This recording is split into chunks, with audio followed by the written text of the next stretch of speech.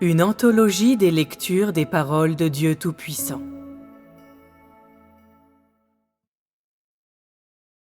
L'œuvre de Dieu et la pratique de l'homme.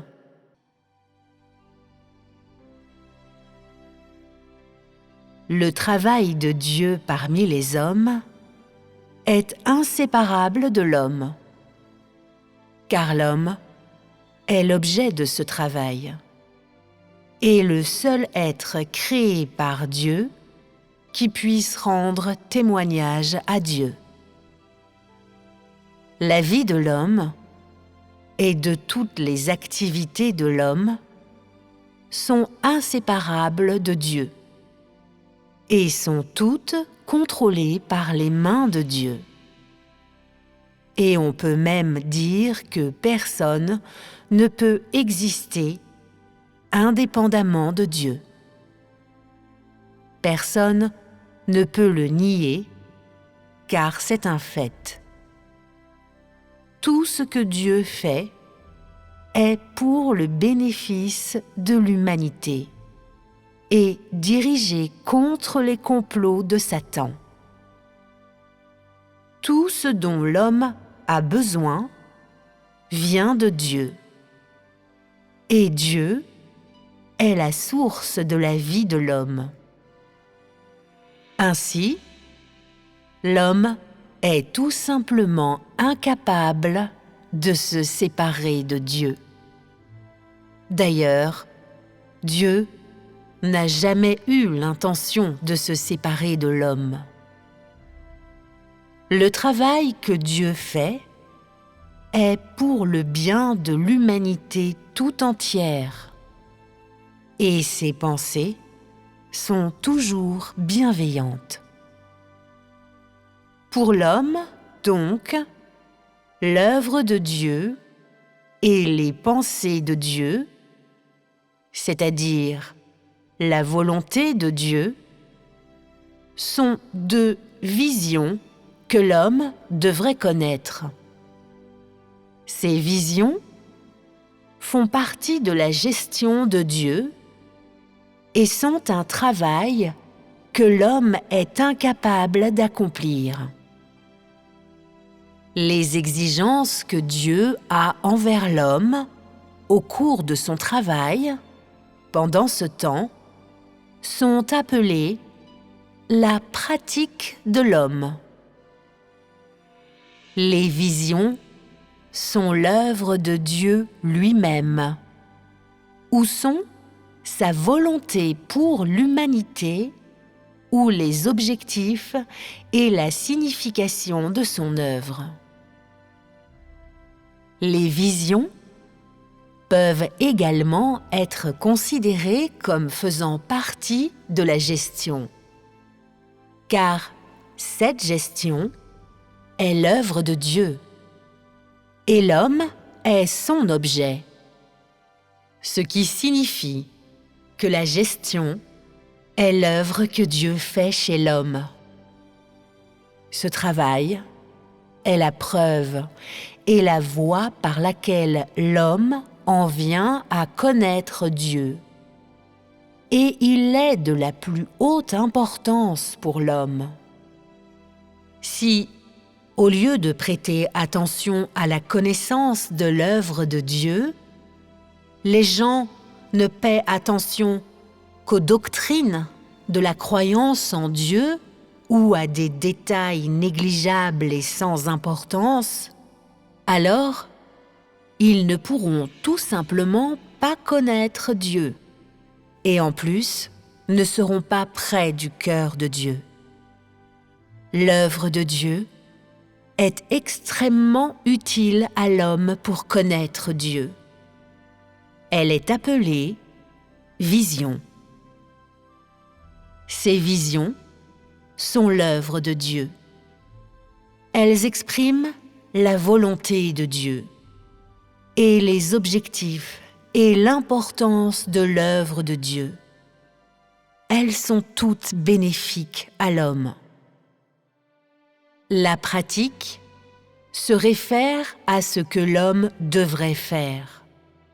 à ce que les créatures qui suivent Dieu devraient faire. C'est également le devoir de l'homme. Ce que l'homme est censé faire n'est pas quelque chose qu'il comprend depuis le début, mais ce sont les exigences de Dieu envers l'homme au cours de son travail. Ces exigences deviennent progressivement plus profondes et plus élevées pendant que Dieu travaille. Par exemple, pendant l'ère de la loi, l'homme devait suivre la loi. Et pendant l'ère de la grâce, l'homme a dû porter la croix. L'ère du règne est différente. Les exigences envers l'homme sont plus élevées que pendant l'ère de la loi et l'ère de la grâce. À mesure que les visions deviennent plus élevées, les exigences envers l'homme deviennent de plus en plus élevées, de plus en plus claires et réelles. De même, les visions aussi deviennent de plus en plus réelles. Ces nombreuses visions réelles ne favorisent pas seulement l'obéissance de l'homme à Dieu, mais favorisent aussi sa connaissance de Dieu.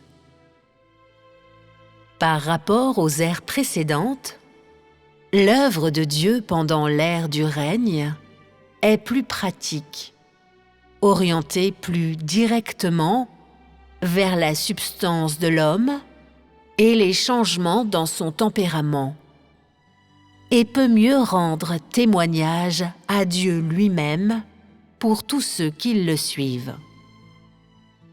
En d'autres termes, pendant l'ère du règne, pendant qu'il travaille, Dieu se révèle davantage à l'homme qu'à tout autre moment dans le passé. Ce qui signifie que les visions, qui doivent être connues par l'homme, sont plus élevées que dans tout âge précédent. Parce que l'œuvre de Dieu parmi les hommes est entrée dans un nouveau territoire, les visions connues par l'homme au cours de l'ère du règne sont les plus élevées dans tout le travail de gestion. L'œuvre de Dieu est entrée dans un nouveau territoire, et donc, les visions que l'homme doit connaître sont devenues les plus élevées de toutes les visions. Et la pratique de l'homme qui en résulte est également supérieure à celle de toute ère précédente. Car la pratique de l'homme évolue parallèlement aux visions. Et la perfection des visions marque aussi la perfection des exigences faites à l'homme. Dès que toute la gestion de Dieu s'arrête, la pratique de l'homme également cesse. Et, sans le travail de Dieu, l'homme n'aura pas d'autre choix que de continuer à garder la doctrine des temps passés. Sinon, il n'aura nulle part où aller.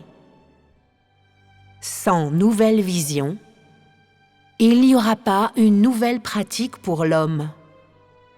Sans vision complète, il n'y aura pas de pratique parfaite pour l'homme. Sans vision plus élevée, il n'y aura pas de pratique plus élevée pour l'homme. La pratique de l'homme change avec les pas de Dieu. Et de même, la connaissance et l'expérience de l'homme changent également avec le travail de Dieu.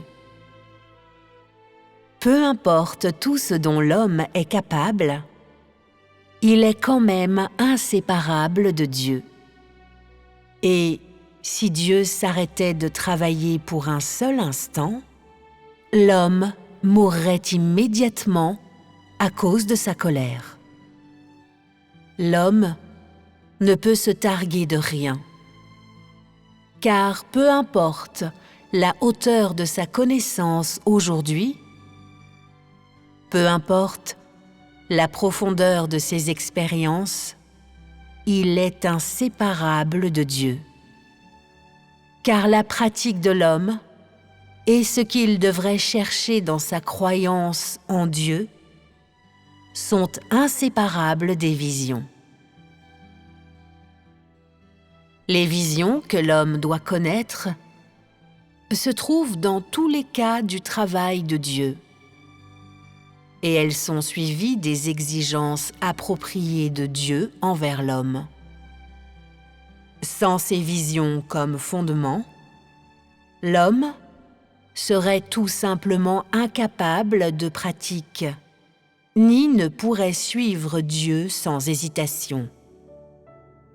Si l'homme ne connaît pas Dieu, ni ne comprend la volonté de Dieu, alors l'homme fait tout en vain et Dieu ne peut pas l'approuver. Peu importe la richesse des talents de l'homme, il reste inséparable de l'œuvre de Dieu et de la direction de Dieu. Peu importe la qualité ou le nombre des actions de l'homme, elles ne peuvent pas remplacer le travail de Dieu. Et donc, en aucun cas la pratique de l'homme n'est-elle séparable des visions. Ceux qui n'acceptent pas les nouvelles visions n'ont aucune nouvelle pratique. Leur pratique n'a aucun rapport avec la vérité, parce qu'ils se conforment à la doctrine et en restent à la loi morte. Ils n'ont aucune nouvelle vision, et en conséquence, ils ne mettent rien en pratique dans l'ère nouvelle.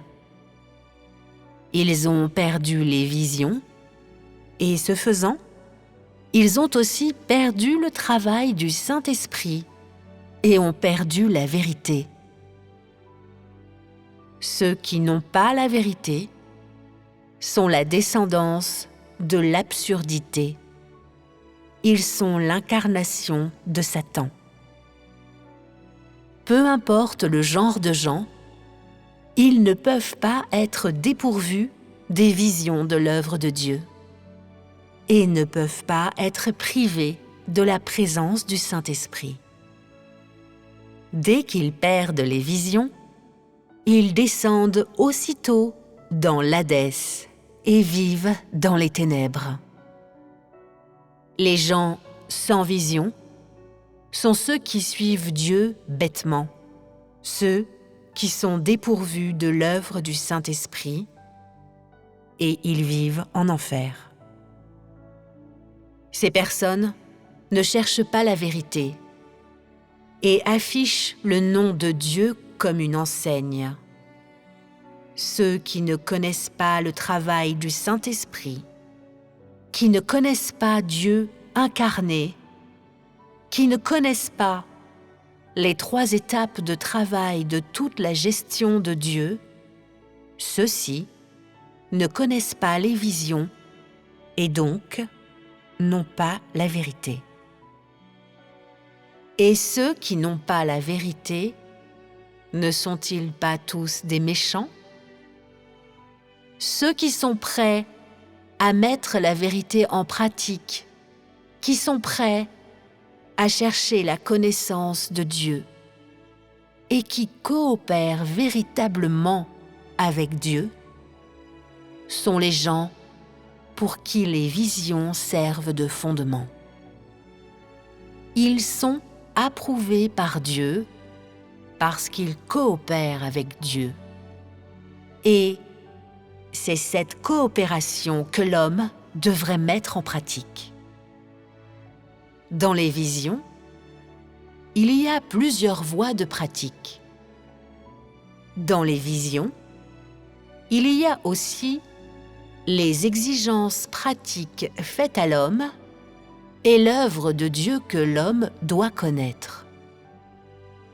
Dans le passé, pendant les rassemblements spéciaux ou les grands rassemblements tenus dans divers endroits, un seul aspect de la voie de la pratique était mentionné.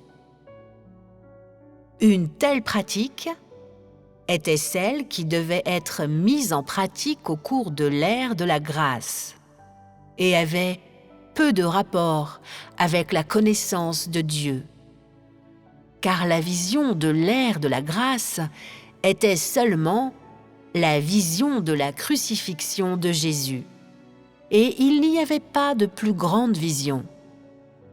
L'homme ne devait connaître que le travail de sa rédemption de l'humanité par la crucifixion.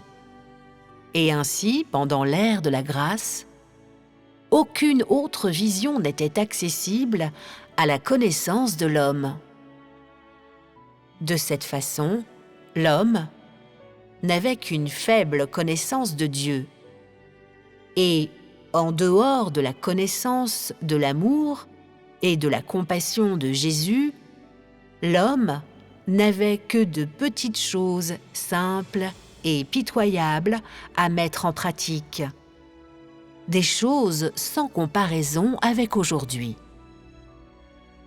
Dans le passé, peu importe la forme de son assemblée, l'homme était incapable de parler d'une connaissance pratique de l'œuvre de Dieu. Encore moins pouvait-il dire clairement quelle voie de pratique était la plus appropriée. Il a simplement ajouté quelques simples détails à un fond de tolérance et de patience.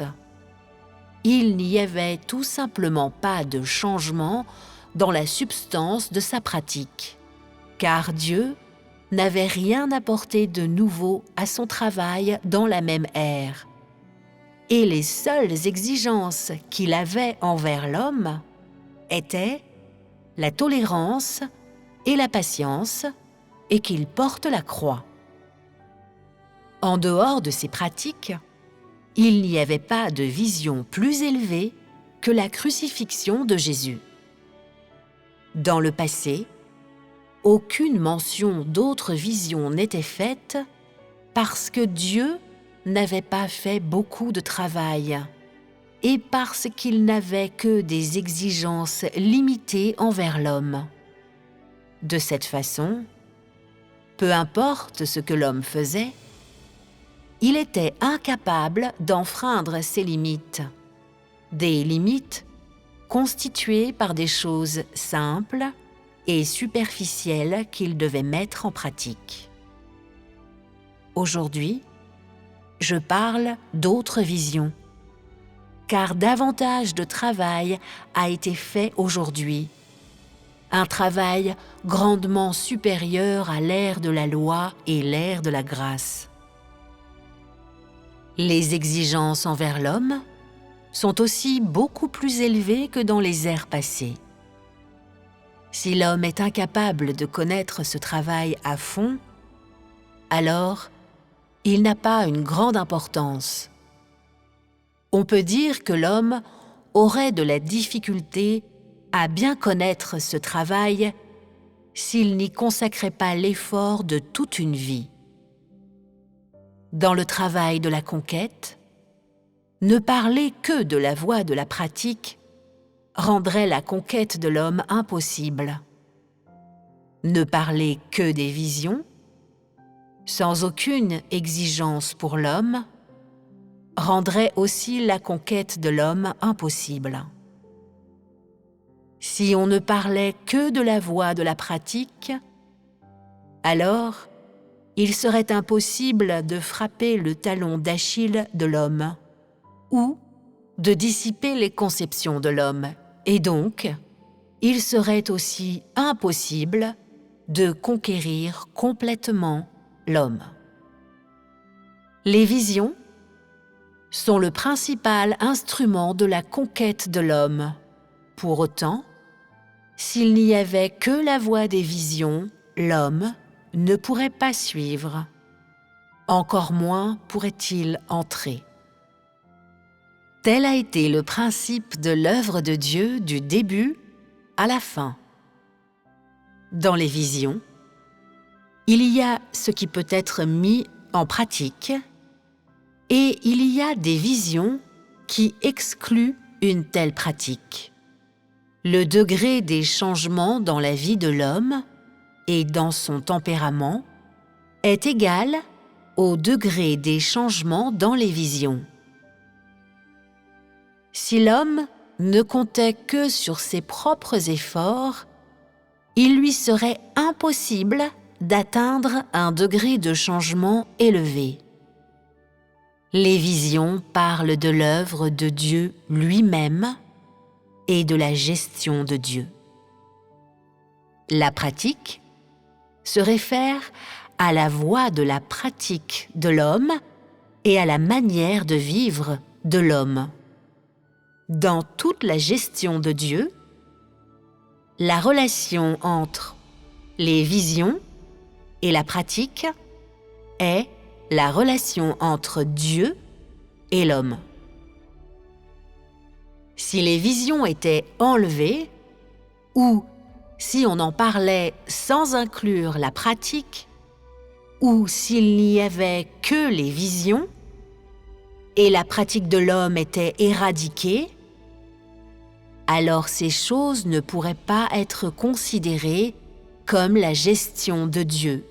Encore moins pourrait-on dire que le travail de Dieu est pour le bien de l'humanité. De cette manière, non seulement le devoir de l'homme serait supprimé, mais ce serait un déni de la finalité de l'œuvre de Dieu. Si, du début à la fin, l'homme était simplement tenu de pratiquer, sans la participation de l'œuvre de Dieu, et en outre, si l'homme n'avait pas à connaître l'œuvre de Dieu, encore moins ce travail pourrait-il être appelé la gestion de Dieu. Si l'homme ne connaissait pas Dieu et ignorait la volonté de Dieu et aveuglément réalisait sa pratique d'une manière vague et abstraite, alors il ne deviendrait jamais une créature pleinement qualifiée. Et donc, ces deux choses sont indispensables. S'il n'y avait que l'œuvre de Dieu, c'est-à-dire s'il n'y avait que les visions, et si la coopération ou la pratique de l'homme était absente, alors ces choses ne pourraient pas être appelées la gestion de Dieu. S'il n'y avait que la pratique et l'entrée de l'homme, alors, si élevée que soit la voie empruntée par l'homme, ce serait aussi inacceptable. L'entrée de l'homme doit progressivement changer en accord avec le travail et les visions. Elle ne peut pas changer par caprice. Les principes de la pratique de l'homme ne sont pas libres et sans contrainte, mais ont certaines limites. Ces principes changent en accord avec les visions du travail. Ainsi, la gestion de Dieu se résume finalement à l'œuvre de Dieu et la pratique de l'homme. Le travail de gestion n'a commencé qu'à cause de l'humanité, ce qui signifie qu'il n'a été produit que par l'existence de l'humanité. Il n'y avait pas de gestion avant l'humanité, ou au début, quand les cieux, la terre et toutes choses ont été créées. Si, dans l'ensemble de l'œuvre de Dieu, il n'y avait pas une pratique qui soit bénéfique à l'homme, c'est-à-dire si Dieu n'avait pas d'exigence appropriée envers l'humanité corrompue, si dans le travail accompli par Dieu, il n'y avait pas une voie appropriée que l'homme puisse mettre en pratique, alors ce travail ne pourrait pas être appelé la gestion de Dieu. Si l'ensemble de l'œuvre de Dieu impliquait seulement d'indiquer à l'humanité corrompue comment mener sa pratique, et Dieu ne réalisait pas sa propre entreprise et ne démontrait pas le moindrement son omnipotence ou sa sagesse, alors, peu importe la hauteur des exigences de Dieu envers l'homme, peu importe la longueur du temps passé par Dieu parmi les hommes, l'homme ne connaîtrait rien du tempérament de Dieu. Si tel était le cas, alors un travail de ce genre serait encore moins digne d'être appelé la gestion de Dieu. Autrement dit, le travail de gestion de Dieu, c'est le travail accompli par Dieu et aussi tout le travail effectué sous la direction de Dieu par ce que Dieu s'est acquis. Ce travail peut se résumer comme la gestion et se réfère à l'œuvre de Dieu parmi les hommes, ainsi qu'à la coopération de tous ceux qui le suivent. Tout cela, compris comme un tout, peut être appelé la gestion. Ici, l'œuvre de Dieu est appelée vision et la coopération de l'homme est appelée la pratique. Plus le travail de Dieu est élevé, c'est-à-dire plus élevées sont les visions, plus le tempérament de Dieu est clair pour l'homme, et plus il est en désaccord avec les conceptions de l'homme, plus élevées sont la pratique et la coopération de l'homme. Plus sont élevées les exigences envers l'homme, plus le travail de Dieu est en désaccord avec les conceptions de l'homme. Et en conséquence, les épreuves de l'homme sont plus lourdes et les normes qu'il doit respecter deviennent également plus élevées. À l'issue de ce travail, toutes les visions auront été achevées et ce que l'homme doit mettre en pratique aura atteint le summum de la perfection. Ce sera également le moment où chacun sera classé selon le genre, car ce que l'homme doit connaître aura été montré à l'homme. Donc, quand les visions auront atteint leur apogée, le travail également approchera de sa fin, et la pratique de l'homme aura aussi atteint son zénith. La pratique de l'homme est basée sur l'œuvre de Dieu, et la gestion de Dieu ne s'exprime pleinement que grâce à la pratique de l'homme et à la coopération de l'homme. L'homme est le joyau d'exposition de l'œuvre de Dieu, l'objet du travail de toute la gestion de Dieu et aussi le produit de la gestion entière de Dieu. Si Dieu travaillait seul, sans la coopération de l'homme, alors il n'y aurait rien eu qui puisse servir de cristallisation de toute son œuvre, et ainsi, la gestion de Dieu n'aurait pas la moindre signification.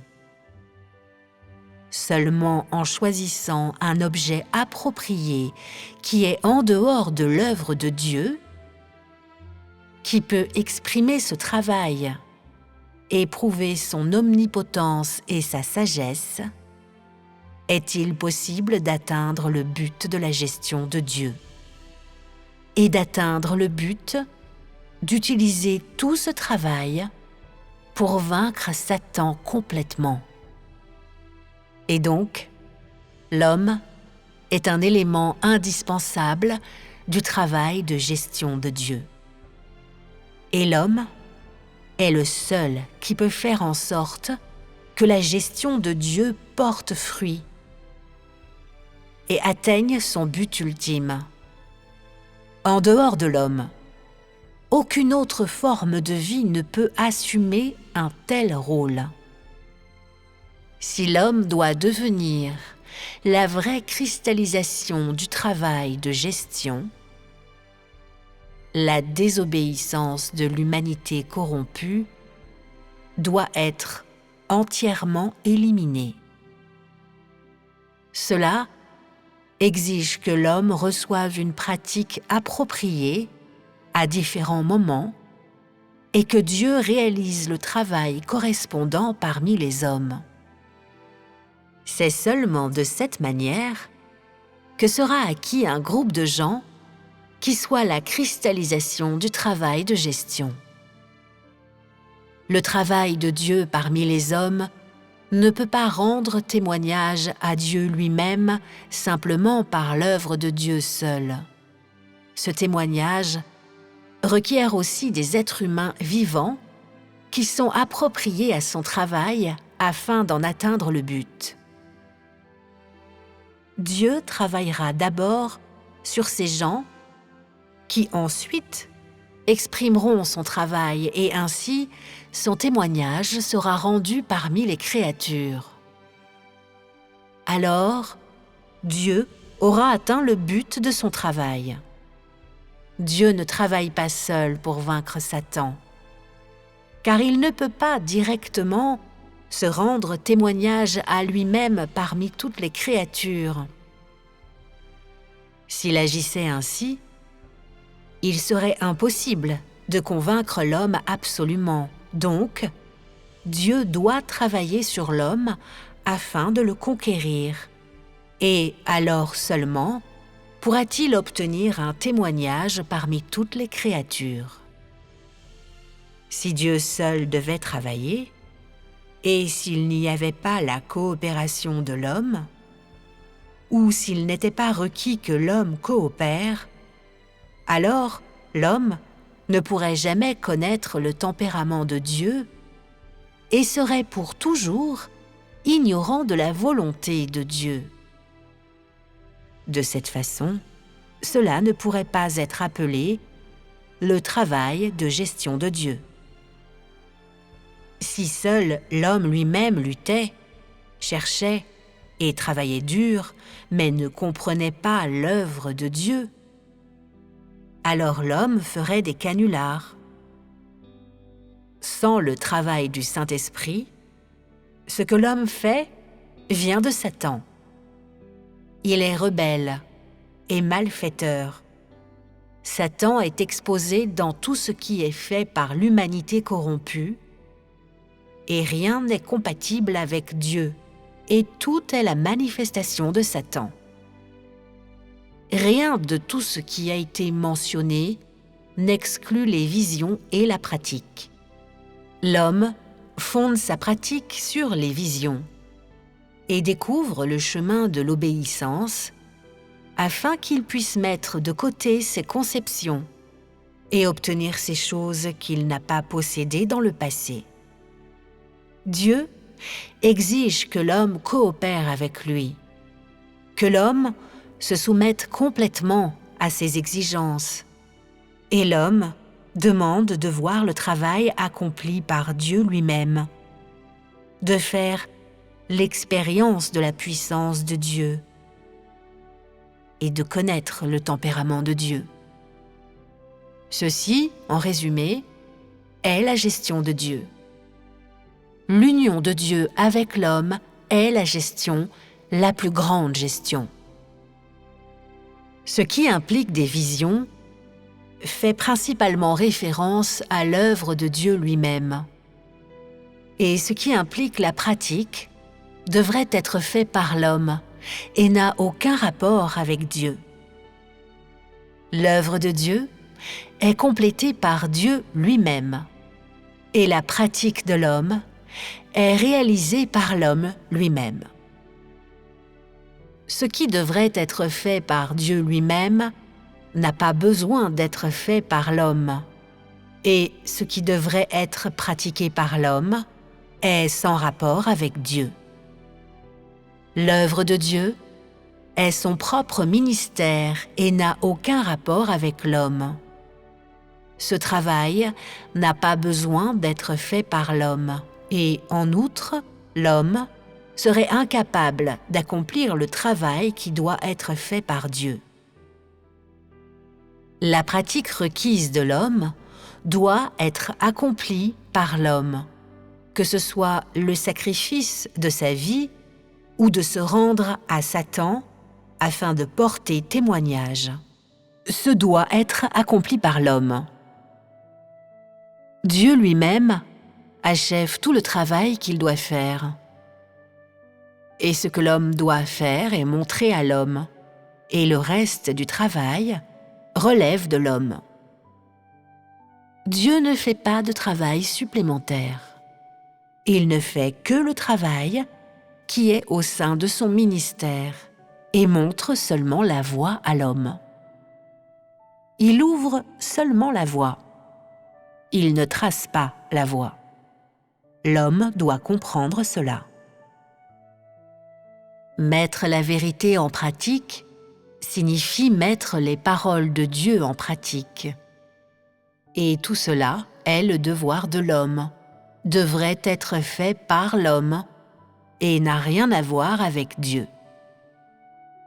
Si l'homme exige que Dieu souffre aussi des tourments et le raffinement par la vérité de la même manière que l'homme, alors l'homme est désobéissant.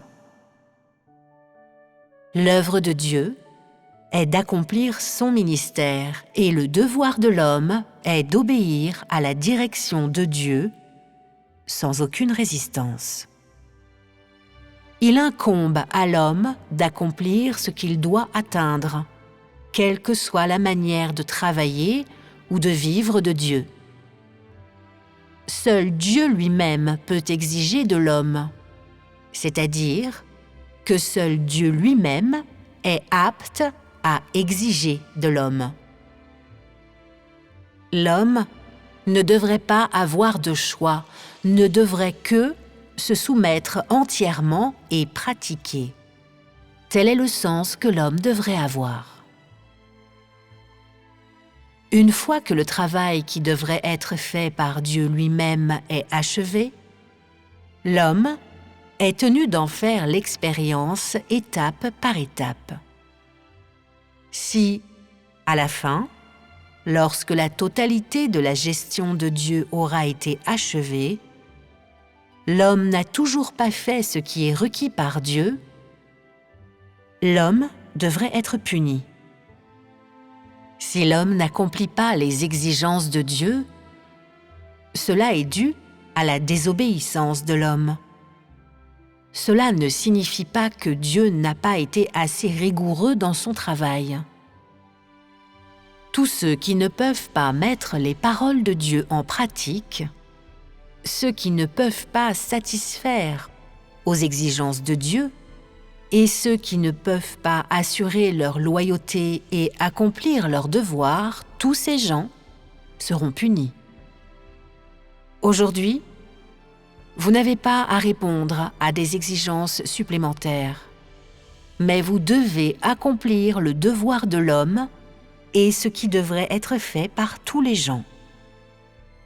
Si vous êtes incapable de faire votre devoir ou de le faire bien, alors ne vous attirez-vous pas des problèmes?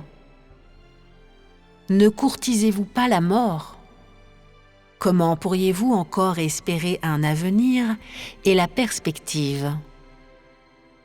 L'œuvre de Dieu est dans l'intérêt de l'humanité et la coopération de l'homme est dans l'intérêt de la gestion de Dieu.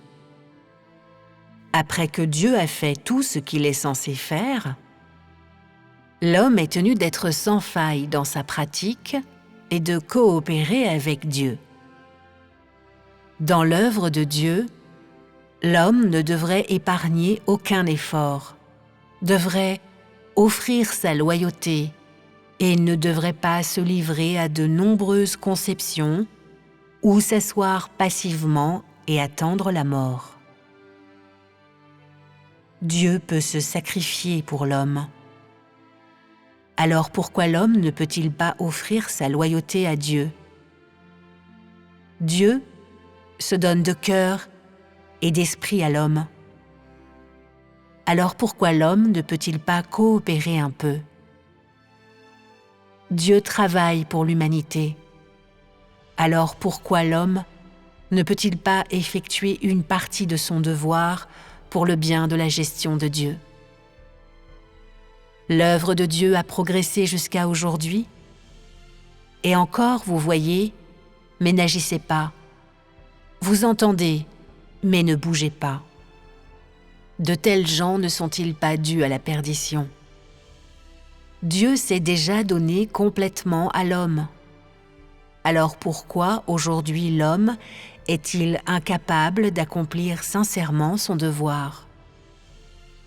Pour Dieu, son œuvre est sa priorité et le travail de sa gestion est de la plus haute importance. Pour l'homme, la priorité est de mettre les paroles de Dieu en pratique et de satisfaire aux exigences de Dieu. Vous devriez tous comprendre cela. Les paroles prononcées pour vous ont atteint le cœur même de votre essence et l'œuvre de Dieu est entrée dans un nouveau territoire. Beaucoup de gens ne comprennent toujours pas la vérité ou la fausseté de cette voie. Ils sont toujours en attente et ne font pas leur devoir. Au lieu de cela, ils examinent chaque mot et chaque action de Dieu. Ils se concentrent sur ce qu'ils mangent et portent, et leurs conceptions deviennent de plus en plus négatives. Ces gens ne font-ils pas de bruit pour rien? Comment ces gens pourraient-ils être ceux qui cherchent Dieu? Et comment pourraient-ils être ceux qui se soumettent volontairement à Dieu? Ils ne se préoccupent pas de leur loyauté et de leurs devoirs, mais se concentrent sur les allées et venues de Dieu. Ils sont un scandale. Si l'homme a compris tout ce qu'il est censé comprendre et a mis en pratique tout ce qu'il est censé mettre en pratique, alors Dieu accordera sûrement ses bénédictions à l'homme, car ce qu'il exige de l'homme est le devoir de l'homme et ce qui devrait être fait par l'homme. Si l'homme est incapable de comprendre ce qu'il est censé comprendre et est incapable de mettre en pratique ce qu'il devrait mettre en pratique, alors l'homme sera puni. Ceux qui ne coopèrent pas avec Dieu sont hostiles à Dieu. Ceux qui n'acceptent pas le nouveau travail lui sont opposés, même si ces gens ne font rien qui l'opposent clairement. Tous ceux qui ne mettent pas la vérité en pratique comme Dieu l'exige sont les gens qui s'opposent délibérément aux paroles de Dieu et n'obéissent pas à ses paroles, même si ces gens dévouent une attention particulière à l'œuvre du Saint-Esprit. Les gens qui n'obéissent pas aux paroles de Dieu et ne se soumettent pas à Dieu sont rebelles et en opposition à Dieu. Les gens qui n'accomplissent pas leur devoir sont ceux qui ne coopèrent pas avec Dieu. Et les gens qui ne coopèrent pas avec Dieu sont ceux qui n'acceptent pas le travail du Saint-Esprit.